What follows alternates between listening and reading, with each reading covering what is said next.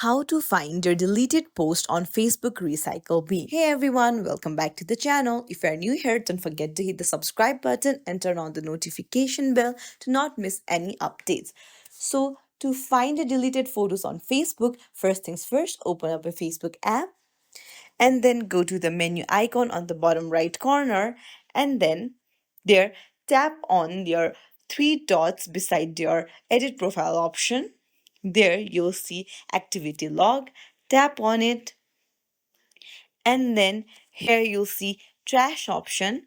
Tap on it and you will be able to see all the photos that you have deleted. So you'll also see how many days is left until the photo is permanently deleted from the recycle bin. Now tap on the three dots beside the post and then you can restore it to profile, move to archive or delete it forever.